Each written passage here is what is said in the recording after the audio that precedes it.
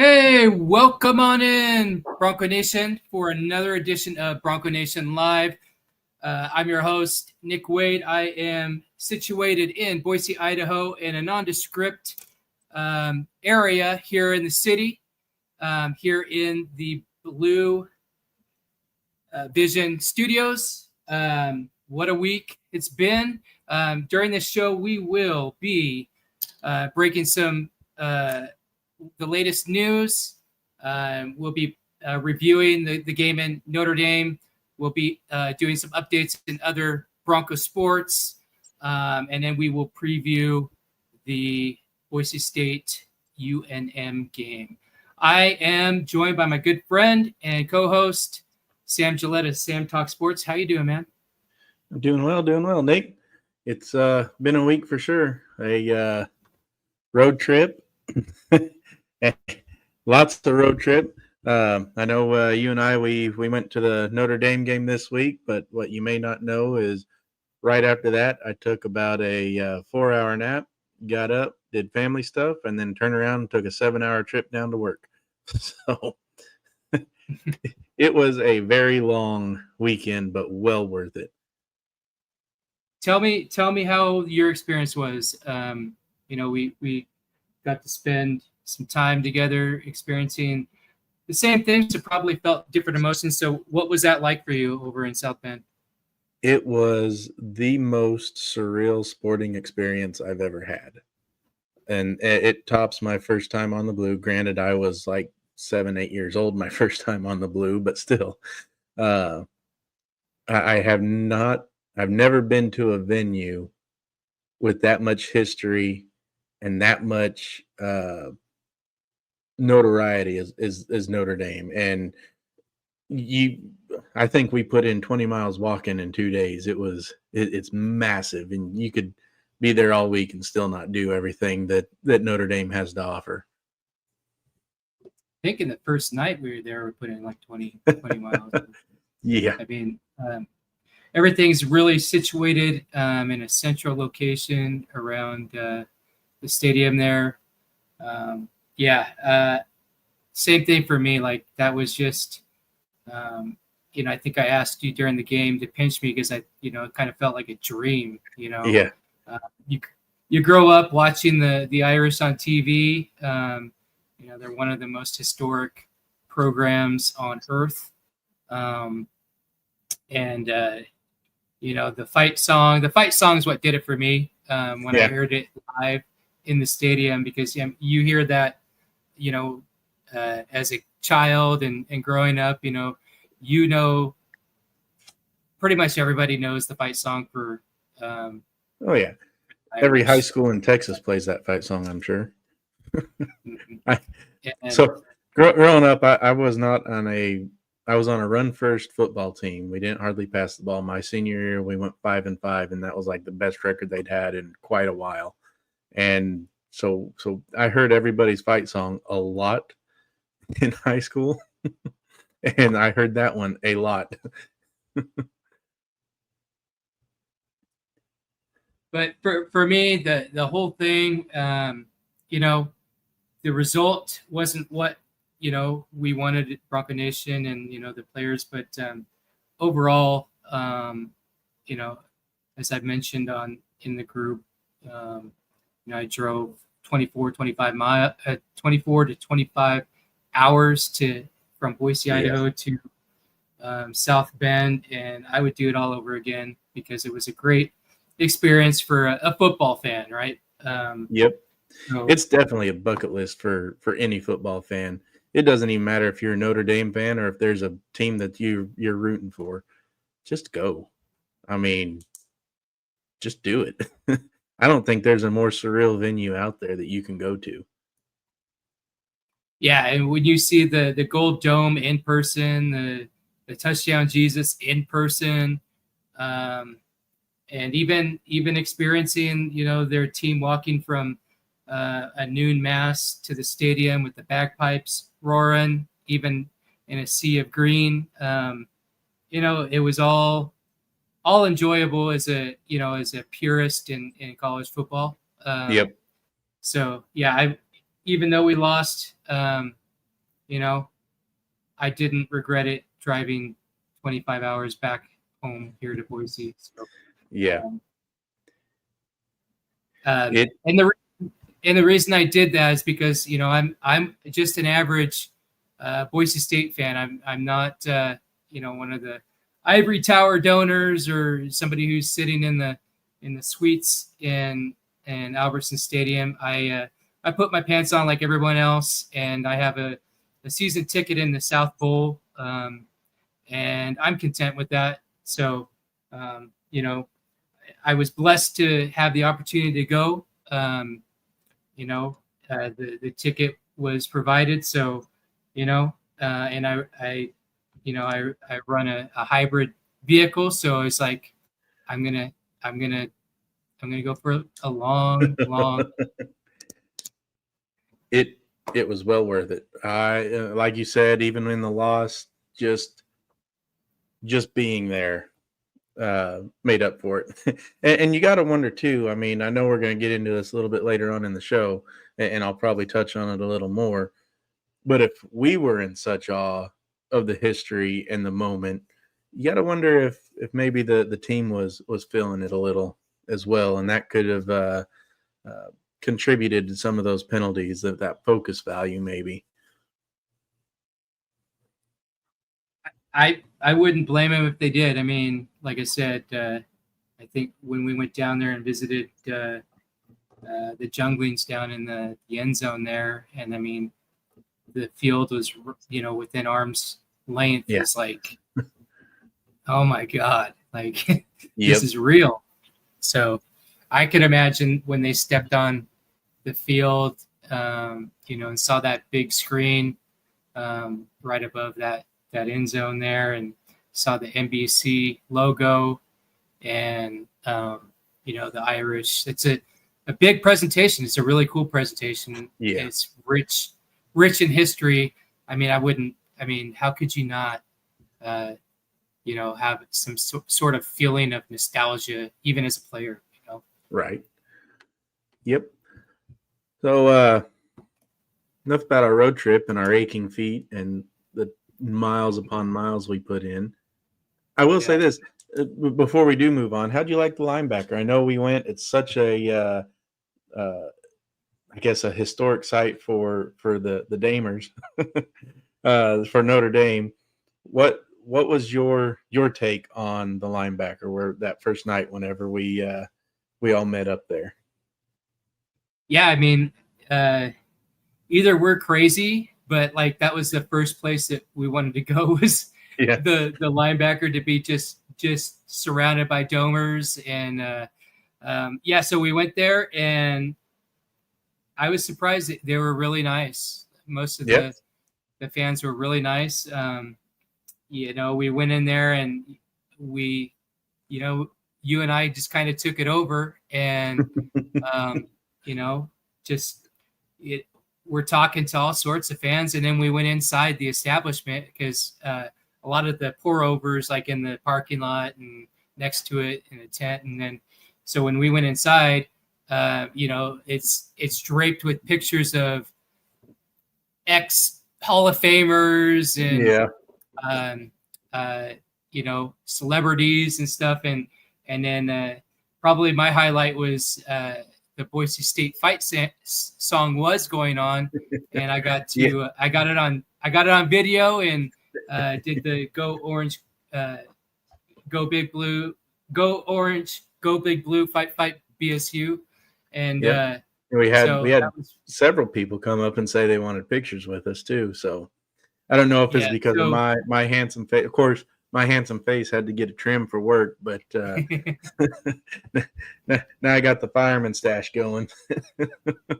but that was an awesome place. I'm glad that we hit that up right away. I could imagine that with all those domers there and the beer flowing, it could get pretty wild. And I've heard some wicked stories from some of the Notre Dame greats on different radio stations and stuff. And so glad we hit it up right away. And and that kind of set the tone of what we would probably expect from the their fan base, because their fan base Yep. was, for the most part, really, really great. They Good were. to They me. were really good. I was the hospitality from the stadium, and give me 1 second.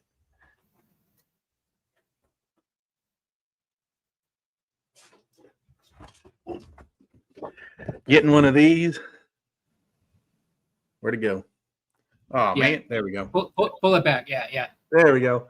Getting one of these for first time game certificate for, and it wasn't like, hey, we're sitting outside and just looking for first timers. It was the ushers in the stadium say, "Oh, welcome to Notre Dame. Is this your first time? Well, why don't you go around the corner and get your certificate and enjoy the game?" I mean, it was from top to bottom, the fans, the ushers, the staff, uh, even the people at the concessions. Just an enjoyable experience all the way around.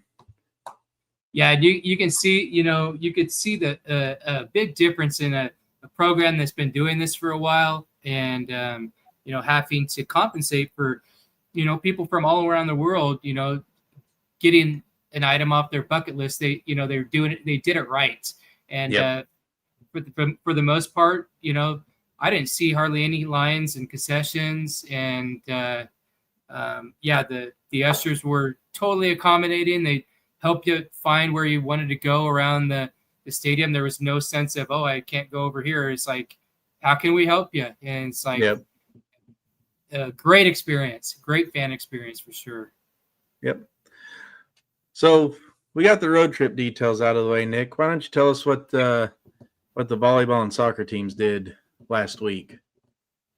Yeah. So, with all that going on, you had the soccer team and the volleyball team in game time simultaneously. The soccer team was successful. They came out with the win 2-1, I believe, and so they finished last weekend with a record of 4-3-6, and then with a 2-0-2 Mountain West Conference record. Volleyball team, not so great. They had a tough time, and they actually, I believe, they got swept, and so their record right now is 11-4 with a 3-1 conference record. Both teams are right up there in the standings, so that's a good thing. I think they're both in either the top 3, 4, or 5. So they're looking good for a good position for postseason. Of course, the soccer team is trying to defend their regular season Mountain West title from last year, and the volleyball team is looking to grab a title with a controversy filled ending to their season last year. With them boycotting the tournament when they faced Right. San Jose Right. State. So, but they are in action tonight as we speak. The volleyball team was underway at 6 Mountain Time versus Colorado State, and the soccer team is playing not Wyoming, but they are playing. They're at Boise right now. I will get you an update later on in All right. the show. Kind of sticking with volleyball, the beach volleyball, they were over at the UW Fall Pair. They finished 3rd, 10th, 12th, 13th, and 14th. So I don't have the scores for that because I'm still trying to figure out my way around beach volleyball. You don't think whenever you think Boise State, you think Idaho, the last thing you think of is beach volleyball. But here we are, and the last thing you think of whenever you think of beach volleyball is a goth beach volleyball player, and Boise State has them both. So we hope to be able to bring you more on that a little bit later on. The rugby team, they didn't have as much fun on the 4th either. Boise State, the 4th will probably go down in history as probably a day Boise State doesn't want to play on. Rugby falls to Oregon State at Oregon State, 50-12. They're next up at home versus Idaho. This is the last home match of the season. So it's last time to catch them at 1 o'clock Mountain Time at Lincoln Turf Fields there in Boise. Again, it's your last chance to catch them live in person at home. Women's tennis, they are at the ITA D1 Mountain Region Championship. And we had two, I'm going to butcher these names because volleyball names are weird. You had two that lost in the first round. Marufo lost 6-2 and 7-5 to Air Force's Martinez. Beldima lost 6-2, 6-1 to BYU's Bergeson. But our Carla Grignac, I really hope I said that right. Probably didn't. But she won 6-4, 6-1 versus Denver's Jaina. I don't know. Jaiani. Your guess is as good as mine. And then went on to beat Colorado's Aikido 7-5 to 6-3 and advances to the round of 16 in the ITA D1 Women's Mountain Region Championship. So women's tennis is doing good. Rugby's looking to bounce back. They need your support. So go on out to Lincoln Turf Fields in Boise and give them your support. Remember, your club sports, they pay to play. You see me post in the group about fundraiser stuff that they're doing. All of that goes to help them travel and help them make their season. Without our help and without their dues and everything, they don't have a club to play in. So go out, support your club sports as much as you do your non-club sports, and really make Boise State a mecca for college sports. So. Well, Nick. All right, shall we get into the nitty-gritty on the Notre Dame game? Let's get this over with. It really wasn't as bad, really, as what the score suggests. When you think about it, there's a bogus block in the back call or blindside block call that the expert said shouldn't have been. There was the interference call that the expert said shouldn't have been. Two plays that very easily could have ended the drive, and the other one could have set us up in scoring position. Would we have won without either of those calls? Who knows? We don't know. Those two plays alone weren't the difference in the game, but it could have made things a lot more interesting. And the reason why the game was closer than it appeared. I'm trying to get the graphic pulled up here real quick. I was unprepared. But Nick, what were your thoughts on the game as a whole, being there in person? Like I said, I went through the experience A++. The play on the field, I think the thing that gives me some comfort is they didn't cover the spread. It was like by a half a point. So yeah, I'm going to claim some victory in that. As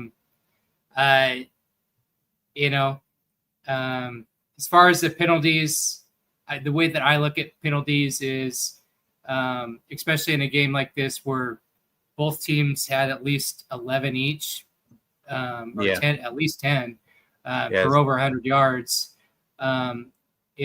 Once you have that, it's like I just call it a wash and go, okay. There was a lot of dirty laundry on the ground, and many of those canceled each others out. So, and based on the play that I saw on the field, this score was about right. Would have been happier with just maybe a 2-touchdown game, but since it didn't cover the spread, I'm happy with that. Just a reminder, if you're watching this episode of Bronco Nation Live, we really love your comments and your questions. We'll feature them on the show live. Would love everyone, if you can, go to YouTube. We like the chat better there, but wherever you're at, we'll take what we got. So, Yep. And that pass going into halftime, where I think it was Ben Ford fell down, and we got that interception. That very well could have led to points, at least 3 points anyway. mhm. So I mean, you look at it, and there's chances for points. The defense played really good in the first half. They let a few things go in the second half, but for the most part, they kept uh, in the first half. They kept that high running back combo with Price and Love in check for much of the first half. It wasn't until the second half that they really got any kind of momentum going. And anytime they got momentum going in the first half, we were there to shut them down. We had the goal line stand that really shut them down. That really set the tone in the first half. Unfortunately, we didn't have that one play to set the tone in the second half, and that's where Notre Dame started pulling away.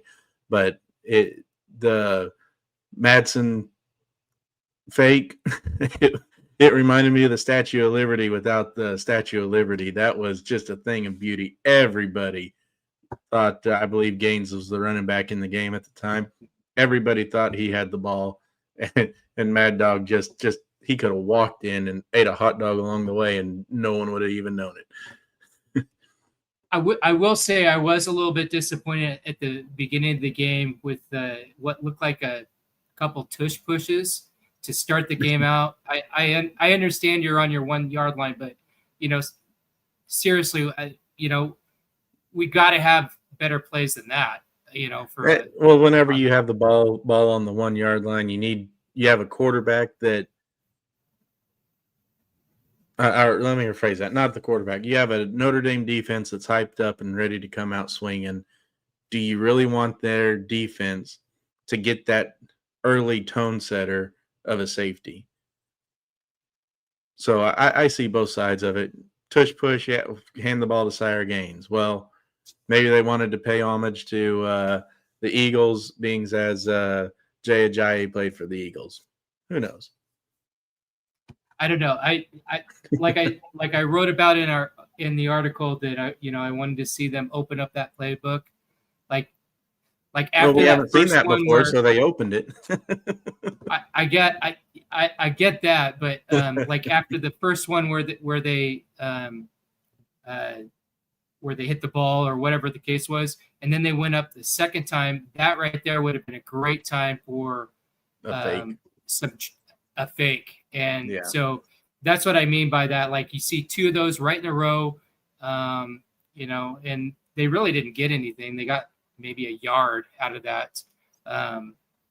So I don't know. I would have liked to have seen something better to set the tone for the offense. And because that kind of, after that, it's like, that really is like, if you really wanted to, put a blanket over the offense that we saw, that would kind of sum it up. Yeah. Kind of, nothing. The good news is, though, if that was reversed and we were trying to get in the end zone, we would have scored. So at least we know it'll work on the goal line. Yeah. But I think some of the things that surprised me, it didn't surprise me. I knew that Price had the potential to be that, that other punch, in which he did. But what really surprised me was the cornerback for Notre Dame, Leonard Moore. He's obviously he's an NFL talent for sure. He got 2 picks, and if anything, I thought maybe their secondary would be the weak point of the whole thing, but they proved to prove their weight in gold. So for the Irish, for all the flack that the secondary gets, they actually did pretty well. It was I think you had 2 plays where our defenders were playing the receiver as opposed to playing the ball, and it resulted in big plays and a touchdown. So it really is. There really is much improvement on the defense this year, and we'll get into the numbers whenever we cover preview New Mexico. But it's not as bad as what people think it is. It's just the inopportune, the glaring mistakes that pop out at the most inopportune times makes you think that the secondary is worse off than what it is. It's frustrating to see that happen, but we really did have good coverage for probably 80 to 90% of the game. It's just those little breakdowns that caused us headaches. Yeah. So we have a good comment here from Alexandra Lambert on Facebook. It's kind of personal because we were able to meet up with her at the game. She says, Bronco Nation, it was epic. Other than the the stadium and campus was absolutely beautiful, and everything and more I've heard about the people, the Notre Dame fans and stadium staff, even our bus driver from our parking lot to the stadium were so nice and welcoming. Our seats were badass too. Some would say they were in the nosebleeds, but I love them. I also got to meet the notorious Sam Gillette. However, Bronco Stadium is louder, not going to lie. Yeah, that's probably one thing that I was a little disappointed in early on in the game. Granted, later on in the game, it really didn't make a difference because they were up. But early on in the game, whenever it was close, you really didn't have – I mean, the energy was there. It was electric, don't get me wrong. But I was a little disappointed in the noise level. I kicked myself for not bringing my earplugs, but it turns out I didn't need them. I had some, but yeah, obviously we didn't need them. But over 77,000 in attendance, and I think I read somewhere that was the 5th largest crowd Boise State's played in front of. So, I'd have to agree that the Washington State game for sure was louder than from last year when we played them at the Blue. Was louder than the Notre Dame game. Yeah, and just so that we can put some numbers to it for our secondary, they gave up less than 200 passing yards to Notre Dame. Who knows that our secondary is a weak spot? They tried to attack it, and we, outside of the few plays that broken coverage plays, you can't be mad at our secondary in this one. You can be mad that they had the brain fart that allowed the touchdowns, but you can't be mad at the secondary. They played a really good game from a top 25 opponent who really should be top 10. You look at it, their only 2 losses is by 4 points to Texas A&M and Miami, both teams that'll be vying for a CFP spot, and they lost in the final seconds. So the 2-loss record for Notre Dame right now isn't something to hang your head about because they are still a really good football team, and we were toe-to-toe with them up until about halfway through the third quarter when things started getting out of hand. So, yeah, I think my main disappointment is that of any game that you would play, that would be the one that you just open the playbook wide open. But it seemed like it just it almost makes me think that they were designed, a rollout by Maddox and to pass to Trell in the slot, and it just wasn't working. And and then I agree with Alex here. My other disappointment was all those penalties, man. I just 13 penalties for 112 yards. Yeah, and for it not being that loud, it was loud, but it's not the loudest that the Broncos have heard. Shouldn't have that many penalties and breakdowns. I tell you what, it almost and it probably could have just been because you and I were yelling and we had some Boise State fans in the box above us that were yelling, but it almost sounded louder when Boise State scored to take the lead than what it did when Notre Dame scored. Mm-hmm. And Alex says that Potter's call on Mad Dog's TD was genius. And yeah, and that's what I'm saying is I would have liked to have seen a little bit more creativity of other than a rollout and try to pass it to Trell trying to get open on the sidelines, even maybe getting some more passes, some more play designs to Chris Marshall, because he's a man child now. Yeah. I don't know if you saw that he pretty much stiff armed the cornerback on that one play. Although he did fumble it, but he put some punishment on the It's on the good thing DB. Caples was right there to recover it too. Alex is agreeing with you. She's saying that seriously, Bronco Nation did show up. Yeah, I'm guesstimating about between 6,000 and 8,000 fans were in that stadium, because you had the main section where the allotment was, and that was just like a sea of blue from the other opposite bowl of us, and then around to the end zone. But then if you looked and you panned out around the rest of the stadium, you could see just specks of blue basically in every section. Yeah. Yeah, there was a lot.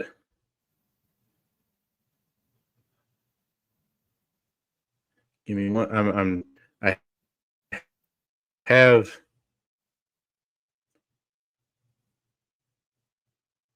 Of course. Never mind. I have Mad Dog's touchdown on video that I was recording for it, but it's not an MP4, so I can't load it in. Oh. But yeah, it was a great game. Even though we did take the L, it was still a great game. The defense much improved. The offense, without the 4 interceptions, you got to wonder what would have happened. If Mad Dog, I know 3 of those interceptions he should have never thrown in the first place. They had blanket coverage, and it just they're throw it out of bounds if no one's open. Don't try and force it. But it was frustrating but fun. Jeremiah Love, I was a little disappointed. I'm not going to lie, but that's also a testament to how our defense played. They really bottled up that running attack until late in the game, whenever it really took over, and you could tell we were struggling with it. But I really expect that. Of course, I've been kind of disappointed with Jeremiah this whole season. I thought that he was going to be something a whole lot more dominant this year, and he's getting the Ashton Genty treatment. People are keying off on him, and he's not able to find those lanes, and he's not able to bust them like he normally did last year. And that that does show just how great of a game that Jake Rip had. I watched him fly around. I saw him just completely just wrap Love up a few times, and that kind of led to you giving him the DPOG. Yep.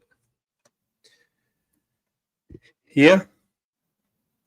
Well, Nick, you have any final parting words for our game review? No, I think I wrote about it in my review. You can find that on BroncoNationUpdates.com, on my page, BNU with Nick. And I just kind of showed everything, all the stats, what led to that that loss. Basically, it comes down to 3 things for me, and that was the penalties. We lost the turnover battle.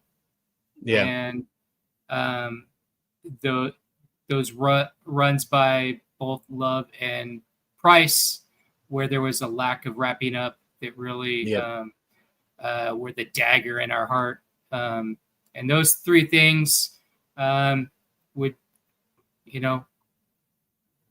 that gives you that 28-7 score. unfortunately, we've touched about this in the group that the chances of making the CFP are grim. But anything can happen. But realistically, I think you'd agree that if any of the other group of 6 teams finished with 2 losses, that we still don't have a chance. It's a small chance, but the chance is still there nonetheless. And I believe in our next bye week, which is November, I'll really go into great detail. We'll know by then if Boise State has a chance at the CFP. We'll cover all the scenarios in November during the final stretch of the season. We'll do that during our bye week, Bronco Nation Live, and get you guys set up and looking ahead at that. We'll touch on it here and there. Don't get me wrong. We're not going to completely ignore it till then. When the first CFP rankings come out, obviously we're going to touch on it. So we'll go from there.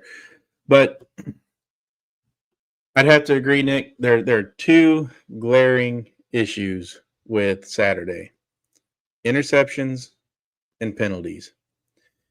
We won the first down battle. We won the passing battle. Even with the 4 interceptions, we moved the ball. We're just having issues scoring when we move the ball. So, and that comes with penalties and drive killers. We controlled the game. We controlled the clock. We were right there in the game. We had chances, and it just slipped through our fingers. Like you, I would have liked it to be 14-point loss as opposed to a 21-point loss. We did cover the spread, so technically it's a W, right? So put that in the win column. But we're right there with Notre Dame, who is a top 10 team, whether they're ranked there or not. They are a top 10 team. And it's just we're that close, man. We are that close to greatness, and we're doing it with a budget that these other schools don't have. And that's my final thoughts on it. Well, we're going to take a brief break, and when we come back, we will get into the Boise State, New Mexico review.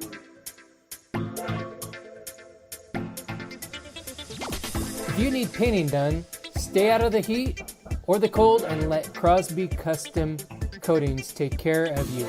Scott has been your Treasure Valley expert since 1979. Call him at 208-939-6962 today.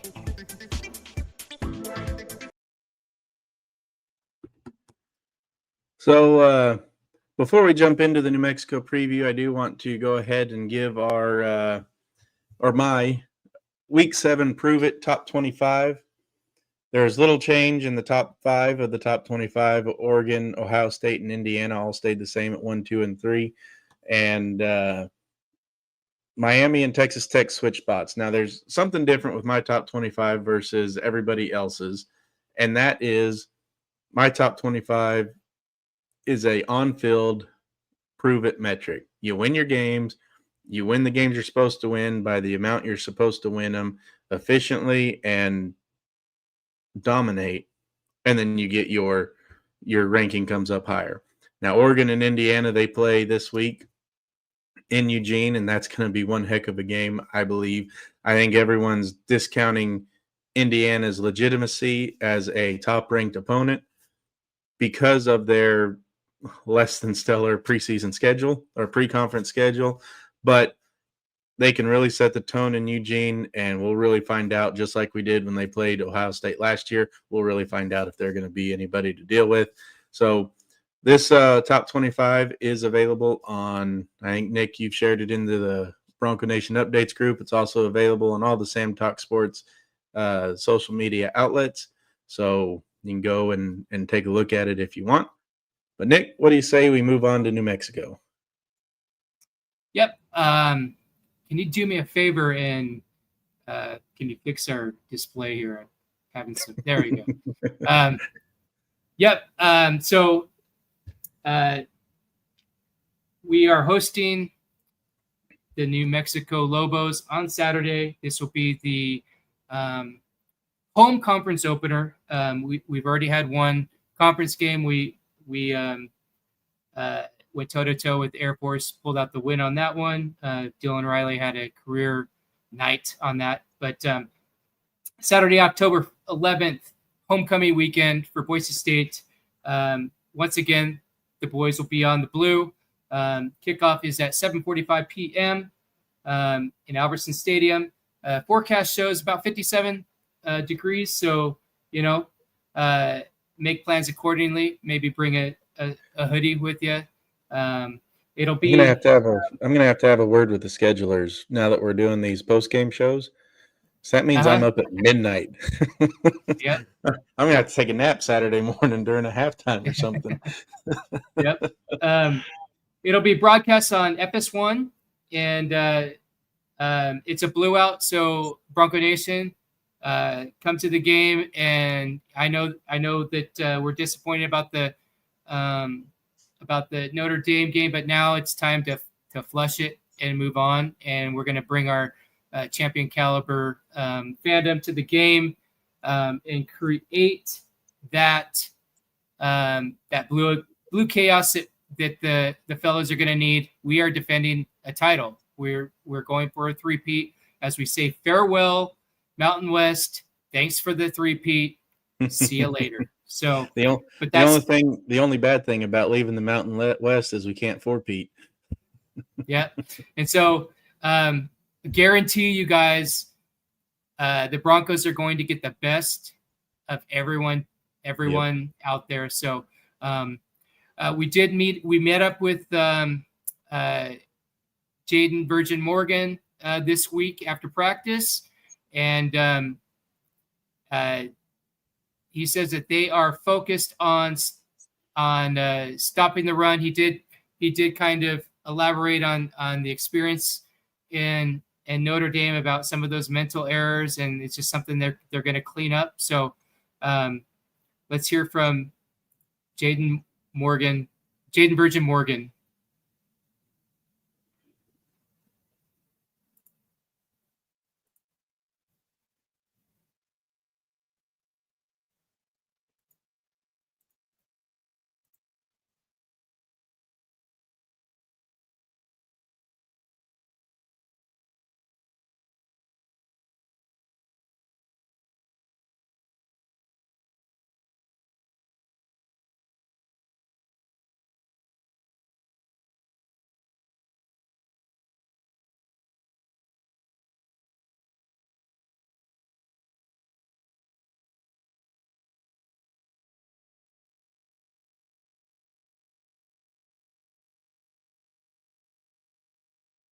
The D-line has been at its best when it sets an early tone. What's the mindset this week in practice about dictating trenches from the first defensive snap on the blue? One big thing that we do here on the defense is just stop the run. That's one thing that coaches really emphasize for us. So just being able to start fast and stop the run opens a lot more for us as a defense, for sure.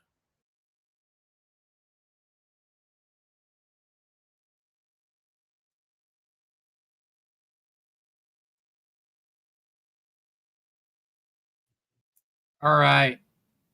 Having some technical glitches here with our layout here. That happens though whenever you're growing. We're growing this channel, we're growing the brand, we got some exciting things in the works that we're trying to get rolled out to you. So you'll notice that each week there's always something a little newer, a little different. And that's just, we're learning how to do all this.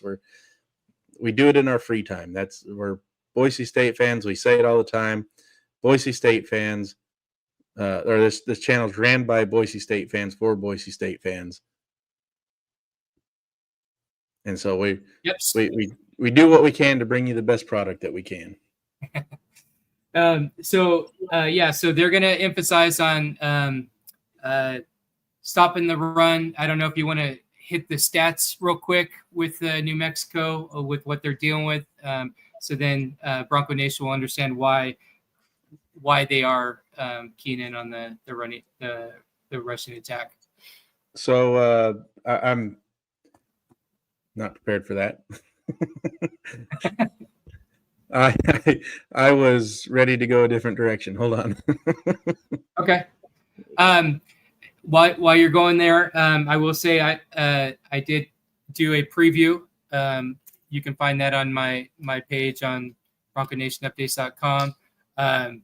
New Mexico runs a high tempo offense full of trickery. So, but then they also have two tandem running backs that like to run downhill. So with everything that they do, that sets that running game up for success. So, taking into account the high tempo, the trick plays, as far as the defense, they're going to, number one, they want to make sure that they stop the run so that doesn't allow them to get that play action and RPO going, which would open up, opportunities for a trick play here and there. But either way, Coach Eck, that's kind of his style. He likes to open up the playbook, and Yep. I would expect that nothing's going to change on the blue on Saturday. So New Mexico's rushing offense, they're ranked 71st in the nation, and Boise State's rushing defense is ranked 98th. So we do need to focus on stopping the run. New Mexico's got two 200-yard backs, Bankston and Humphreys, 289 and 273 respectively, with a third back with 186 yards. So with DJ McKinney on 45 carries, 186 yards. Humphreys got 53 carries, 273 yards, and Bankston has 43 carries for 289 yards. So, and between the three of them, they've got 8 touchdowns. So stopping that running attack, it's a three-headed monster. They're like Boise State's running back room. Any one of them could be starting somewhere else.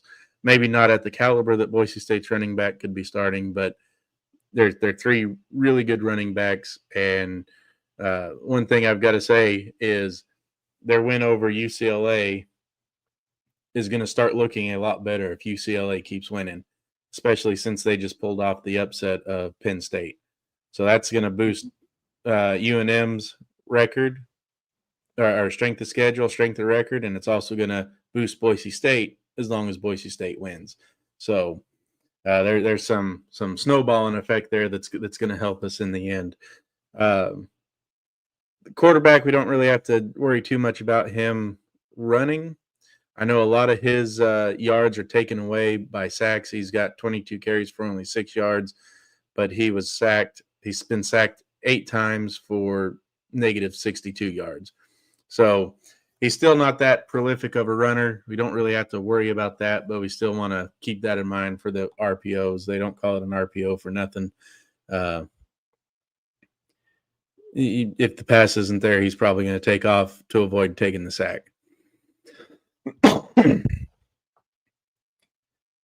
it is good to mention that he does have 6 picks to go along with his 7 touchdowns. So there's some inefficiencies right there. Yeah. He does have 1,100 yards passing, though, so passing will be a concern again. However, their passing offense is ranked 61st, and this is something that surprised me. Are passing yards allowed? Nick, you want to take a guess at where we're ranked on passing yards allowed? Just the ballpark. We've done pretty well where we're ranking. Yep.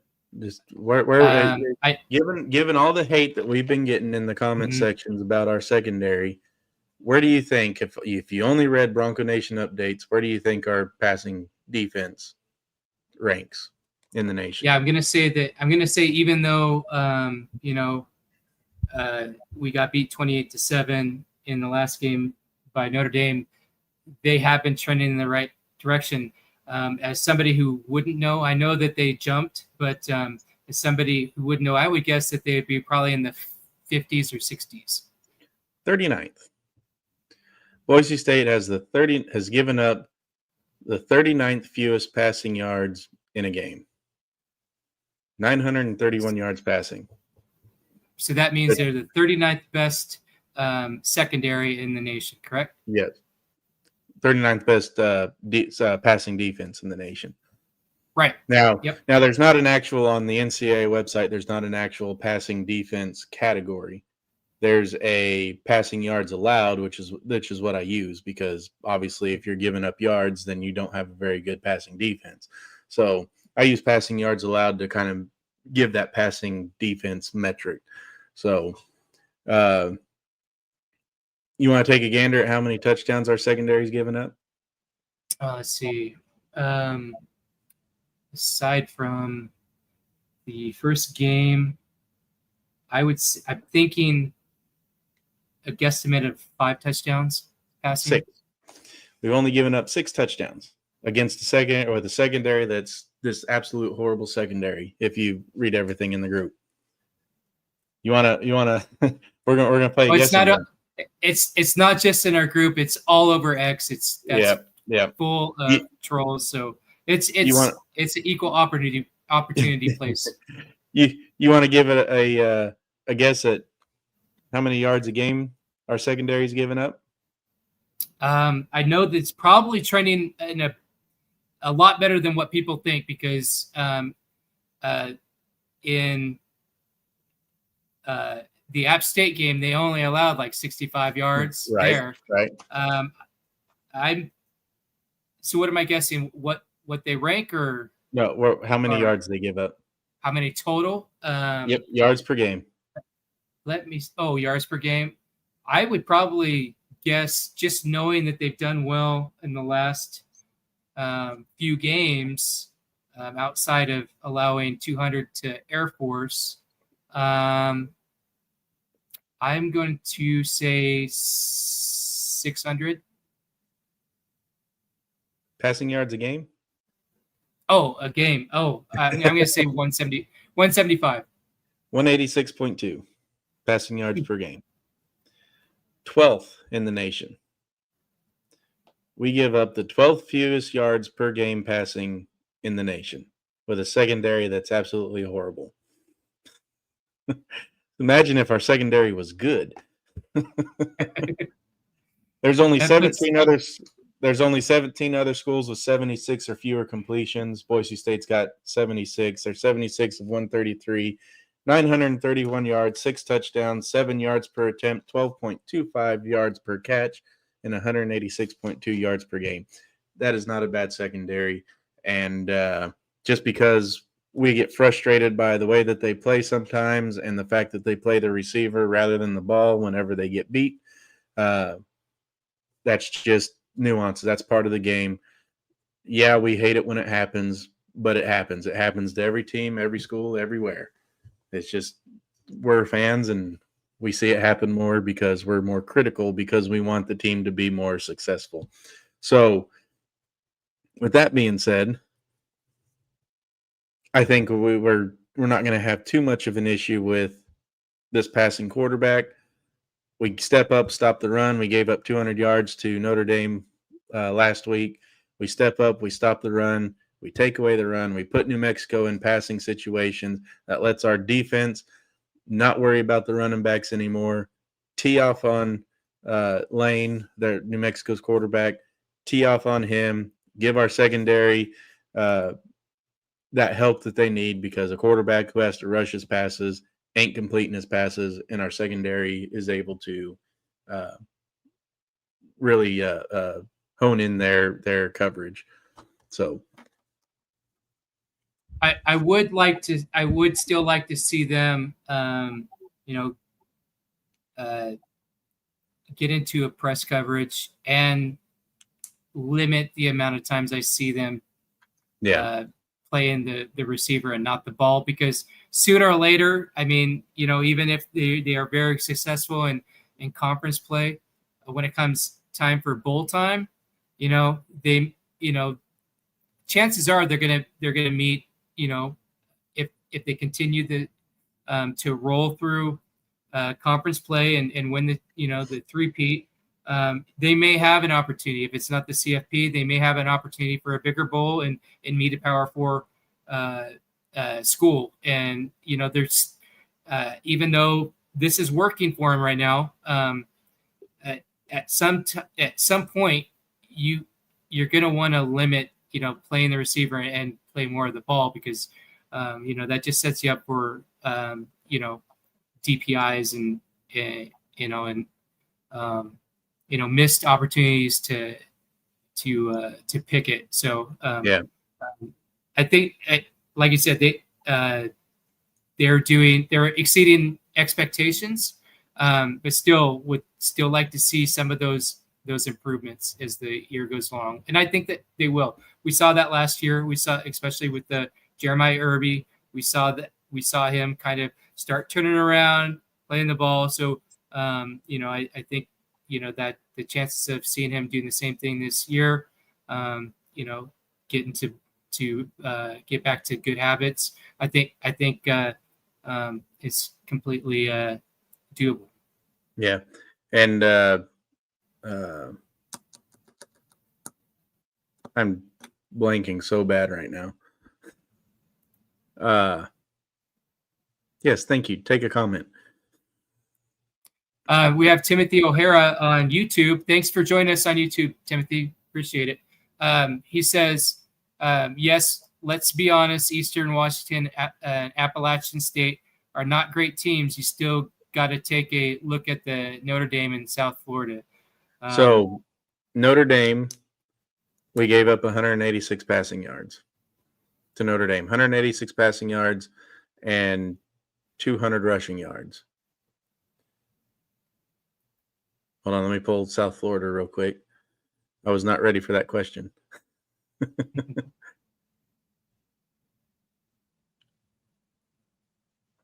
And then South Florida, team stats, there we go.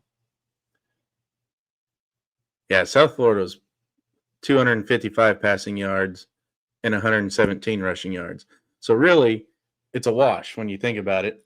We gave up more rushing yards to Notre Dame, but less to South Florida. They gave up more passing yards to South Florida, but less to Notre Dame. So both games, I'd like to point out, turnovers, 3 turnovers versus South Florida, 4 interceptions versus Notre Dame. Every other stat, similar. Turnovers in both games cost us. We controlled the clock in both games. We controlled first downs in both games. South Florida, we actually outgained them in yards. So turnovers and penalties. Turnovers and penalties in both games is what cost us. So we get those under control in the big games. Who knows what the outcome might be? Yep, it kind of sounds like it's an ongoing theme with our losses there. Real quick, the availability report came out for this game, and Boise State is reporting that Davin Banks, the cornerback, he's out. Sincere Brackett, Lambie, linebacker, is out. Chase Martin, linebacker, is out. And Hall Schmidt, offensive lineman, is out. That's good. That means we got Louder back and Jaden Mickey back. Yep, and I have there's been confirmation that Matt Louder will be playing. Nice. He's good to go, and Jaden Mickey should be out of that concussion protocol, and I just hate which that. is good. I hate that for him. Going back to Notre Dame, he probably had that circled on his calendar all year long, and then concussion protocol keeps you out of it. Man, I feel bad for the kid. Just a freak accident on a coverage, on a punt coverage, Yep. And just like that, lost him for that game. Yeah. So let's run down through some things real quick, and then we'll cover Boise State's offense. Both schools are 3-2. The line, you've got Boise State's opened at a 16.5-point favorite. I think they're 15.5 now. Over under is 60.5. I think it's a 50. 7.5 now. It went down too. Matchup predictor on ESPN has New Mexico winning 20% of the time. In my Sam Talk Sports rankings, New Mexico 72, Boise State's at 54. Offensive rankings, New Mexico's 65th rated offense, ranked offense. These are NCAA rankings. Boise State's the 14th rated offense. So we still have that high-powered offense, even though it can't score. That's one thing. We move the ball well. We don't score well, and that's something we need to fix. Our scoring offense is ranked 52nd, and that's what it means whenever you have a total offense of 14 and a scoring offense of 52. You can move the ball. You just can't punch it across the goal line. That's something we need to fix. New Mexico scoring offense is a 61. On defense, Boise State's ranked 63, scoring defense of a 79. We can stop most of them, but they still get through. That's also something we need to fix. We've given up a lot of points that we shouldn't have given up to the bigger schools. New Mexico's got a 74 on their scoring defense and 96 on their total defense. That means they got a bend, don't break defense, but we need to break that. Offensive efficiency, Boise State's 38, New Mexico's 56. Defensive efficiency, Boise State 62, New Mexico 100. Rushing offense, Boise State 34, New Mexico 71. Rushing defense, Boise State 98. That's where we need to shore up our defense, our rush defense, so that those 200-yard backs can't make some noise. And New Mexico's rush defense is 47, which is good because we just so happen to have some 200-yard backs ourselves, except we have 3 of them. Dylan Riley's got 393 yards on 53 carries. Gaines has 284 yards on 49 carries. And Sherrod has 204 yards on 37 carries, which is weird. And the reason why it's weird is because everyone keeps saying, give Riley the ball. Why doesn't Riley touch the ball more? And he has the most touches and the most yards. So it's kind of, you listen to everybody talking and then you look at the stats like, but he's got the ball. He's got the most carries. But combined, they have 8 touchdowns combined, with Riley having 5 of the 8. So our rush offense, ranked 34th, is going up a 47th ranked rush defense. So it's going to be a good battle. See how they handle themselves. Passing offense, Boise State has the 27th best passing offense, and New Mexico has the 61st best. So you got the 61st offense against the 98th pass defense. 39th pass defense. Passing yards allowed. And then you got the 27th pass offense against the 124th passing defense. Now, why is that important, do you think, Nick? Why would that passing defense be important? I'll tell you why. Because on Tuesday, there was a little podcast, the Lobo Talk Live. And if you want to go, you don't have to listen to the whole thing. I did it for you. Go skip to the 4602 mark of the Lobo Talk Live. Robert Portnoy, what kind of challenges do you guys have coming up this week? Defensive back John Johnson. For the corners, I feel like we have no challenge. Bold words coming from a cornerback with 124th passing defense. 18 of 172. They've given up 1,356 yards, 7 touchdowns, 7.88 yards per attempt, 11.49 yards per catch, and 271.2 yards per game. And he thinks that the corners are not going to have a challenge this week in Boise. So I think it's time we shut them up. If there's any players out there watching, shut them up. We're going to be sharing this around from now until Saturday, and I hope to God it gets to some of the media people, and they can do like what Vanderbilt did to Alabama last year when they upset them, and play his comments on the big screen For the corners, I feel like we have no challenge. And right there is your classic bulletin board material.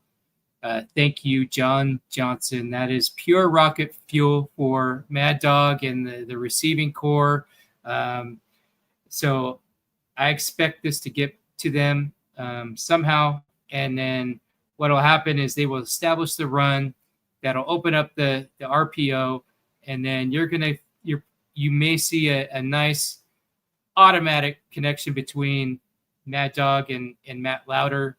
And then they'll show them that, hey, there is kind of a challenge here. And then on top of that, a good dose of some Chris Marshall giving some stiff arms to some of those DBs. Then no doubt you will find yourself in a big challenge. It kind of reminds me of last year when the UNLV quarterback made the statement, "I don't even know where Boise is." Yeah. And every time that we sacked him on the big screen, it showed Google Earth starting out from outer space, going down to the pin, directly into Albertson Stadium with the coordinates to remind him where Boise is. Yeah. Nick, what are your final thoughts heading into Saturday?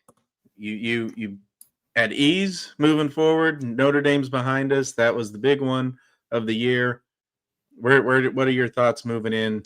You think that it's going to be the 16.5 point blowout, or we really need to blow them out now that we've got 2 losses? Every game needs to blow out the spread. But what are your thoughts going into Saturday?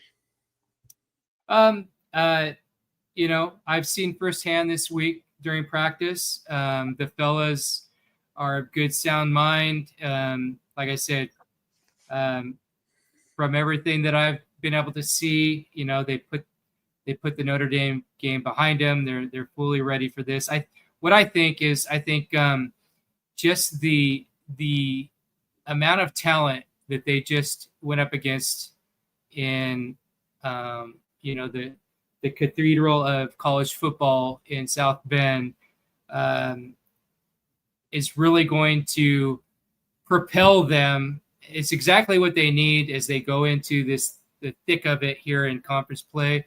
I believe that that was a great motivator for them. Great test. They should, from what the defense did, in the secondary, of course, I would even say, even the 200 yards on the ground is acceptable for me as a fan. Those are 2 great backs, 2 probably draft picks, if you think about it. And then all over that field, all over the front line, the offensive line, those are 4 and 5 star athletes. Many of them are going to go to the pros. Something that the Broncos, albeit they didn't win the game, they can hang their hat on that they hung with them and they covered the spread. I would assume that and even with New Mexico exceeding my expectations and a lot of other people's expectations, Jason Eck's doing a wonderful job. They're 3-2, 0-1 in conference. I still think that Boise State won't have a problem winning them on the blue. I think they'll be extra motivated to defend their crown. And I think I would predict something like I predicted in my original one for Air Force, with at least a 48 points for the Boise State Broncos. Yeah.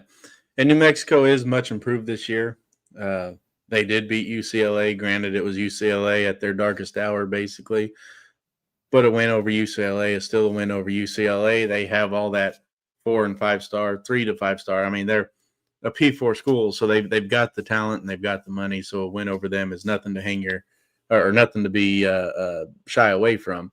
So we definitely don't need to be looking past them, especially with UNLV on the horizon. If UNLV goes into or actually at home against Air Force, the Air Force is going for their 4th straight 200-yard game.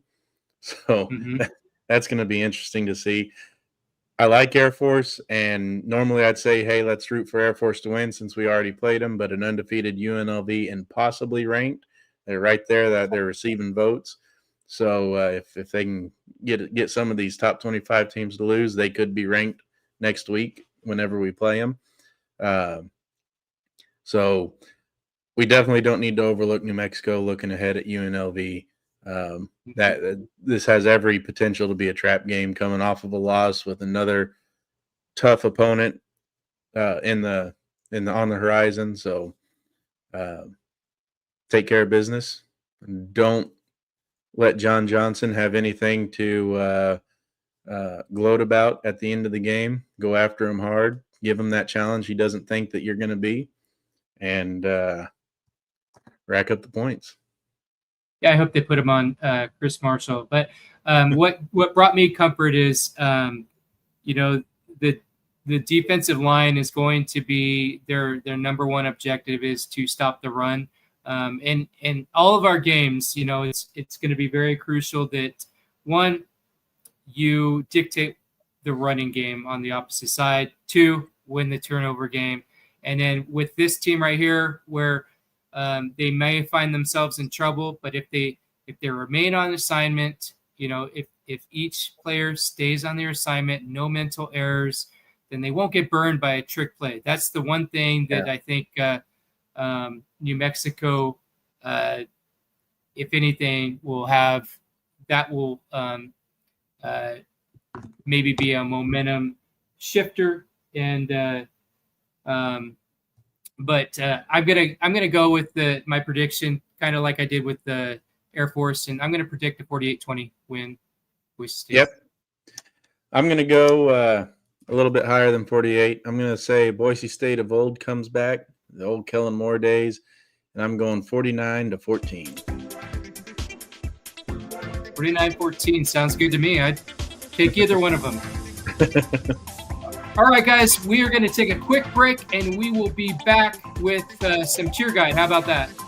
Sounds good. Looking for a healthy change? Just breathe and let the Organized Experience help you embrace change. The Organized Experience team masters the art of helping people find freedom through decluttering, organizing, and creating organizing systems. So if you're looking for a healthy change in 2025, give the Organized Experience team the opportunity to help you. Please visit their website at theorganizedexperience.com. All right, and we are back. So let's take a look at the cheer guide. We kind of looked at like some of that in-conference stuff. I would say, just before we get into there, I would say like the top in the Mountain West, we want to see the top 1, 2, 3, 4, 5 continue to win. As much as that brings me pain to say that I want to see the dorky Utah State Aggies do well. We want that to be top heavy. You can throw in Hawaii in there too. So like that top 5, excluding Boise State, correct?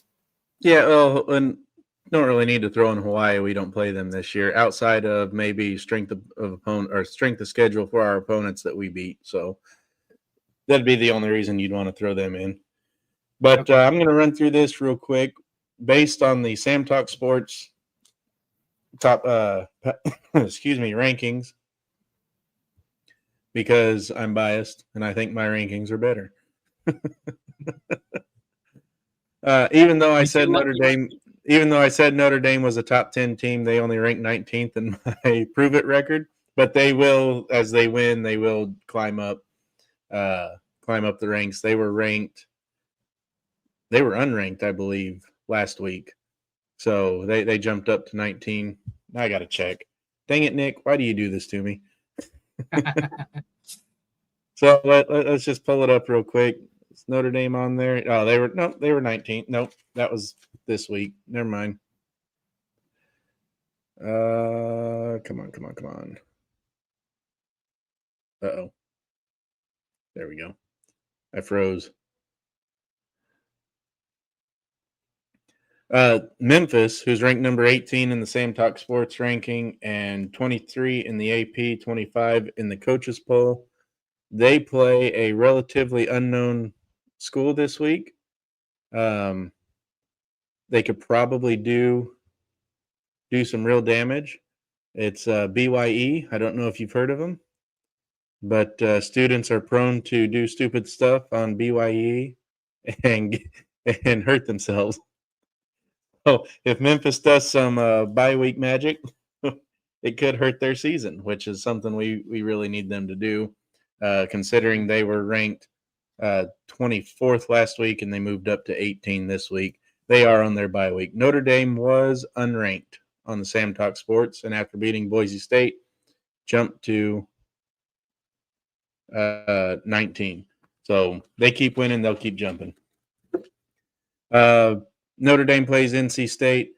We definitely want Notre Dame to win out now. It really, if they start losing, then the loss that we took looks that much worse. So we really need them to win out. Much like last year, we needed Oregon to win out to help us. Granted, that game was a lot closer. We still need Notre Dame to win out to help us. Coming in at number 25 and receiving votes in the coaches poll is Old Dominion. Who's Old Dominion, you may say? Well, these little Sunbelt schools are starting to get some Sunbelt money and build teams up. They play Marshall. We need Marshall to win to knock Old Dominion down. I don't know that that's going to happen. Old Dominion has a pretty good offense this year. Number 28, North Texas, is receiving votes in both polls. They're playing at home against South Florida, who's ranked 24th in the AP and receiving votes in the coaches. North Texas 28 in the Sam Talk Sports. USF is 36.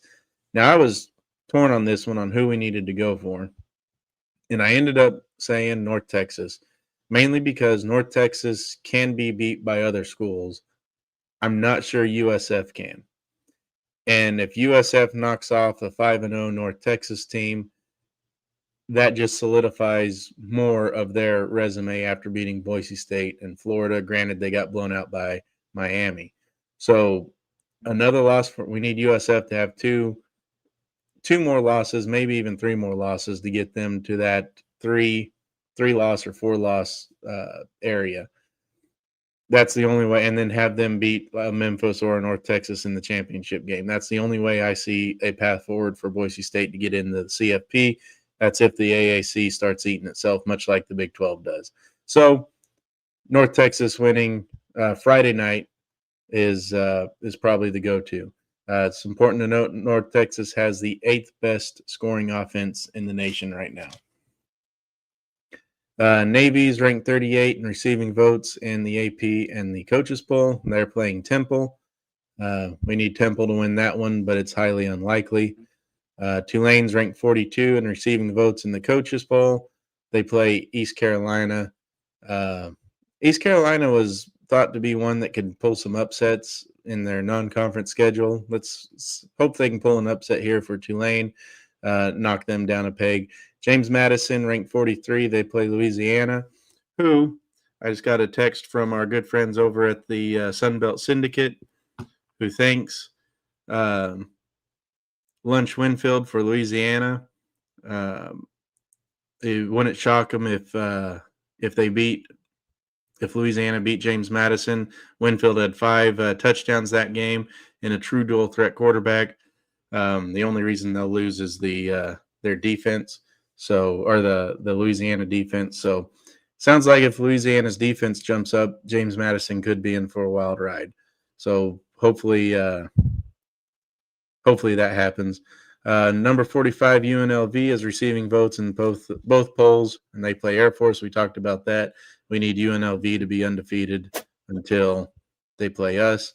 And right now, Louisiana Tech is playing Kennesaw State. Nick, you have those scores I can pull them up here too.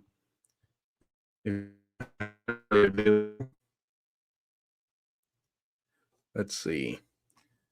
They played today.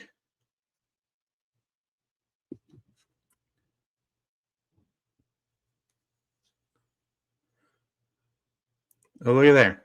East Carolina played tonight too. I forgot about that.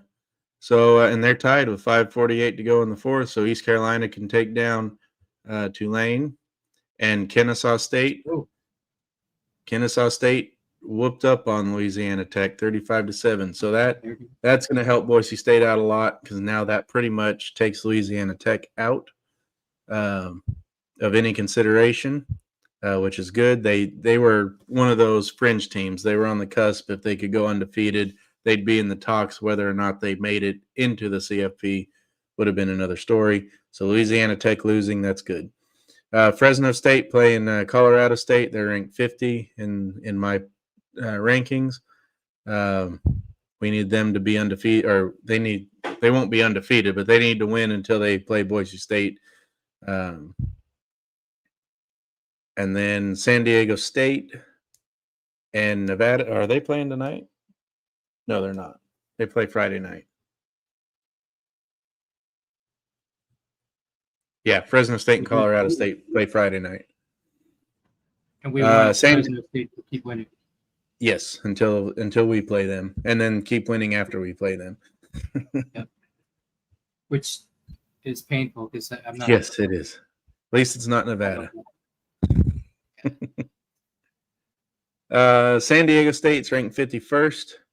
They play at Nevada. We need San Diego State to win until we play them. And then, of course, Boise State and New Mexico. Boise State ranked 54th. We need Boise State to win out. So Utah State, we need them to keep winning. They're ranked 67. The rest of these are going to be below Boise State, but we still need Utah State to win out or win until they play us for that strength of schedule. And then App State, they play Georgia State, and of course we want App State to win out. And even if App State goes to the Sun Belt Championship, it's a tall order still. They got a lot to go still, but if they can find a way to put it together and get to the the Sun Belt Conference Championship game, then they'll do some good stuff. So, and help us out, especially if their passing game comes back along and they get more than 65 yards a game. It'll really make our secondary look like they belong somewhere. So that's your cheer guide for this week. We want Notre Dame, Marshall, North Texas, Temple, East Carolina, who's currently tied with Tulane, Louisiana, UNLV, Kennesaw State, who already beat Louisiana Tech, so we're 1-for-1. Let's go. Fresno State, San Diego State, Utah State, and App State to all win, and of course Boise State to win, and Memphis to have some BYE growing pains. So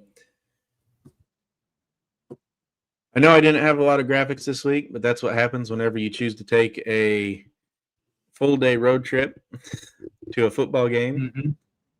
and then you don't have the time, the Sunday. So the majority of my work time happens on Sunday or Saturday during the football games. I put a lot of the stuff together, so I did not have time to put graphics and stuff. So we're graphic light today, but the information still came across, and it's good information.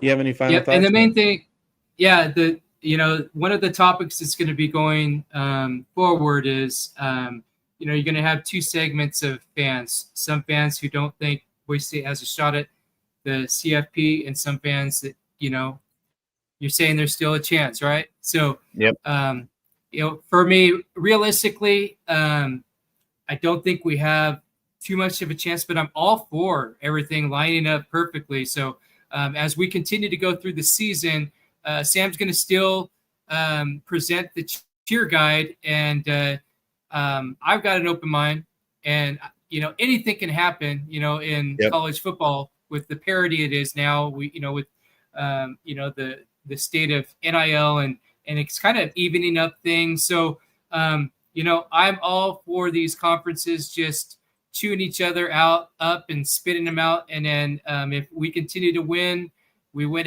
the championship, crazier things have happened, right? So, Yep. so And we're going to continue. that, We'll continue. Yep. Go ahead. So Sam's going to continue to do these cheer guides because he's really good at it. He's great at crunching the numbers, and he does a really good job, and it puts a lot of effort into it. So we'll continue to do that, and if anything, even if the Broncos don't make it to the playoffs, we're going to be well educated on who's got a good chance to be in the playoffs, and we can still have fun in bowl season. Yep. And we're going to do a Bowl Mania this year, right, Nick? Yeah, we can. Yeah, we can. Yeah, Maybe we can do it like able to we get do some- our brackets. Yeah, maybe get some prizes sponsored in and some Boise State gear or something. We'll see. We'll keep you guys posted on that. But what you were saying about NIL and the landscape leveling, you don't see that out west here that much yet outside of the Power 4 schools. You see that over in the AAC and in the Conference USA with North Texas. They're starting to get that oil money. They're starting to get all that blue blood money funneling into these smaller schools, to these smaller athletes, or bringing in these bigger athletes to these smaller schools. So you're going to start seeing those type of conferences are going to start eating on themselves. So we're out here, we're just doing our game. We don't have that issue in the Mountain West yet. Yeah, there's people putting up some nil money, but not the kind of nil money that's going to bring P4 talent to your school. So Boise State has the advantage there with the fact that they don't have to worry about one of those type of schools jumping up and any given Saturday. And I just used any given Saturday as a verb. Any given, they don't have to worry about a nobody jumping up that has that right place, right time mentality and beating you, because the Mountain West as a whole doesn't have that kind of talent in it, except for your upper 2 or 3 schools. So the Mountain West doesn't really have to worry about eating itself because it doesn't have that kind of talent to eat itself. Yeah. The AAC, the Big 12, the Sun Belt, they all have that potential to eat on themselves, and that's why the Mountain West always seems to take that top group of 5 position, because there's always a clear winner in it. Mm-hmm. All right. Before we go, I'll give Bronco Nation some updates here. Unfortunately, the women's volleyball team was swept over in Fort Collins by Colorado State, 3 sets to 0, 25-22, 25-19, and 26-24. They're currently on a 2-game losing streak, so hope for them to come back home, get a home crowd, and give them some adrenaline and give them some fuel to break that streak. And then over at Boise, last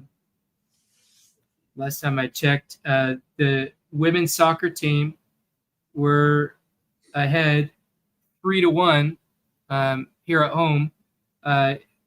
We had goals from Maddie Donovan,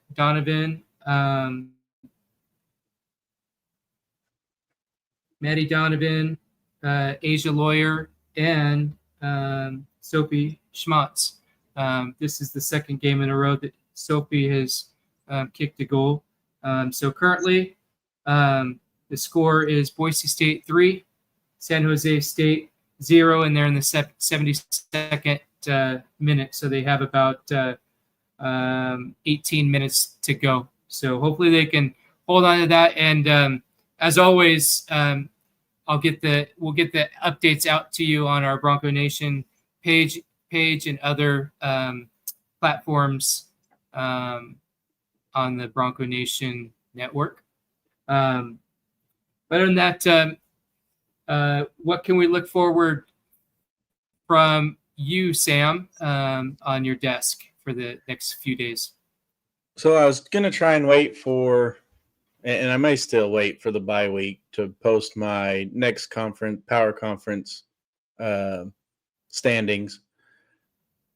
Is it going to be the AAC or is it going to be the new Pac-12? I think I'm going to wait till the bye week, but you may see some rumblings this week about it. I'm going to be, let's see, we're in week 7, right? Coming up on week Sounds about 7. right, So yeah. Yep. So I'm going to be doing some mid-season reflection on what I did for the preseason. I'm not going to go through and preview all 136 teams, but I am going to go through and see how well my record holds up against all 136 teams, and I might post a graphic on that. See what's going on there. I'm afraid to look at some of these schools, but other schools, hey, it's college football. What you see in the preseason is not always what you get. Case in point, I thought USF was going to be a 7-5 team. That may not be the case. So we're coming up on mid-season already, and that's a painful pill to swallow. Football season just started. How are we already coming up at the halfway mark? It just doesn't make any sense. So, so we got some mid-season stuff coming up. Gonna do. What was it? I had it and I lost it. Anyway, it's there. Okay, and well, and how can people tag along, see what you got going on? Where can they find you? So I am currently on Facebook at Sam Talk Sports, X at Sam Talks _sports, and Instagram at sam.talks.sports, because people don't know how to leave my stuff alone to where I can have it all the same on all platforms. Yep. But I am working on TikTok. I don't know when that's going to be up, but you will be the first to know whenever it is. I've just got to probably going to be after Halloween sometimes. I got a lot going on between now and then. My birthday's on Halloween, so you guys can send me lots and lots of candy. And by candy, I mean money. And you guys can also find Sam. He's got some great articles about conference realignment, NIL, stuff like that. Articles on BroncoNationUpdates.com/STS. So go ahead and check them out there. Appreciate everybody who watched this episode, and if you're watching the replay, I appreciate you. Go ahead and subscribe to our YouTube channel, like and share this out so all the other Bronco fans can watch the replay. A lot of good stuff in this show. We have some great things coming up, so make sure that you're following us on all of our platforms. We've got some good stuff going on with access to the Boise State programs. We got a nice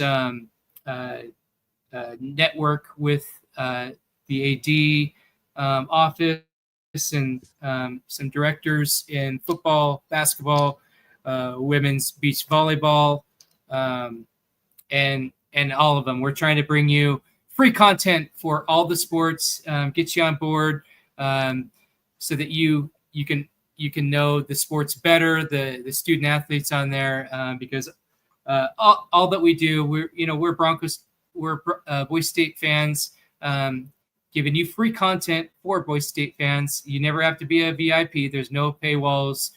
Just go to BroncoNationUpdates.com, and along the top there, you'll see all of the links to all of our different platforms. You'll get a good variety from each and every one of those. So make sure that you're subscribed or following those. But most important to us is if you're subscribed to the YouTube channel. That's going to help us rev share with Boise State and really fulfill the goal that we're after, and that is to monetize the channels that really have the potential to give back to the university. So above all else, we really appreciate your free sub on our YouTube channel, and as well we have our nonprofit Blue Elevation, gives you a variety of ways that you can help out the school, and there's no dollar amount that won't help. Anything and everything counts. So if you feel led to give through our nonprofit, go to blueelevation.org, give anything that you can, and we greatly appreciate you. Yeah. And we welcome you onto with the fam. Now, we're going off of that, Nick. You see political campaigns everywhere. They're raking in hundreds of millions of dollars. Granted, it's nationwide, but even your smaller campaigns in your districts and whatnot, they still bring in a lot of money. Those aren't all from big donors. A lot of those is $10, $20, $30, $50 here and there from all those people who can't donate the big money. So don't ever think that your dollars don't mean anything whenever you're donating to a cause, especially a cause that you're proud of, a team that you're proud of. And with Blue Elevation, you are able to dictate where your money goes to. You can put in the comment section where you want your money to go to. And if you get on the serving Bronco, what is it? Serve Bronco Nation. Yeah. You can end up on our Player of the Game cards, just like Rowdy Farms LLC here. So go on servingbronconation.com or .org. .com. Servingbronconation.com. Sign up for a plan. You can end up on one of these defensive or offensive player of the game cards. And if we have enough demand for it, we'll take the Blue Elevation off of the team stat cards and put someone on there as well. So come on out, enjoy the fun. If you are a business or if you know someone who's a business, let them know. Yeah, we want you to be a part of the fam. You're going to get it. We want you to advertise with us, and we do a really good job. We're out there. We're hitting our goals for views. We regularly hit 2 million views per month, even during the off season. So, when you align with us, you're part of our family, and we're going to go out there just like our football team. We're going to fight for you. We're going to fight for your business, and we're going to do everything that we can to. If you're supporting the Broncos, we're supporting you, and we're going to do whatever we can to get you more customers, clients through everything that we do here. So think about it. No pressure. Just whenever you're ready, go to either one of those, blueelevation.org or servingbronconation.com. If you're a business or an entrepreneur, get on the directory and let us do the work for you. But again, thank you, Bronco Nation, for watching. We will see you back here on the post-game show. Sam will probably hit it a little bit earlier than I am. I'm going to make my way back from the game and then join him later on. But what Nick doesn't know is I'm going to be done before he gets back because it's going to be midnight. And I appreciate anything you can do, but so your secret's out. But I'll be watching. And Boise State scored 8 touchdowns and another one. So again, appreciate you guys watching. Make sure that you're subscribed to our YouTube channel, hit the notification button so that you get the alert when we go live. But until then, we will see you at in the post-game show right after the game on Saturday. Any parting words, Sam? This has every possibility to be a trap game for Boise State. You have UNLV, who's undefeated, and all indications point to being undefeated after Air Force next week. And coming off of a loss, we're fired up for it. I just hope we're the same Boise State team that humiliates their next opponent after a loss that we did way back in the day. So I'm looking for a humiliation win for, especially since John Johnson doesn't think that the corners are going to be challenged this game. So Boise State needs to take care of business, get out there, play their game, do what they know they're supposed to do. No penalties. I would love to see a game with not a single penalty to make up for the 2 games where we had over 100 yards in penalties. No penalties, no turnovers, humiliation win, get it done. Amen to that, brother. So, Bronco Nation, drink your tea, get your vocal cords ready. It's time to bring the blue chaos, wear your blue, to the game, and let's make this utter chaos for the Lobos. Bring your championship caliber fandom, and let's rock the house. Until next time, bleed blue, go Broncos. Go Broncos. Hi, I'm Ron Dorn. I'm president of Blue Elevation. A lot of you have probably heard of it in other sites like Bronco Nation Updates, and I just want to talk a little bit about Boise State football and what we're trying to do to help move the team forward. It's a lot of fun to work with them, but as you know, with the upheaval in college football and the NIL money, we're always needing more, and we're trying to do that by giving more news to you than you can get in other sources, and events that you might be able to attend. And we would just love to see your support, additional support for Boise State, so we can take this to the next level, especially moving into the Pac-12. I see such a bright future for us by doing this. For those of you that are as old as I am, you remember when we had wooden bleachers and we did rodeos in the stadium, and we had good coaches and we were doing the best we can with what we had. These coaches need that continuated support to make it happen for us. You can see what we've done with what little we've had, but we really need the help, and we just need the commitment, and we need you to get involved with us to push the Boise State program forward. Again, especially going to the Pac-12, and especially the futures out there, and what the basketball team is doing, the women's softball team is doing, and some other sports that I follow. We just want to keep you involved and focused and helping us out any way that you can do that to support our university.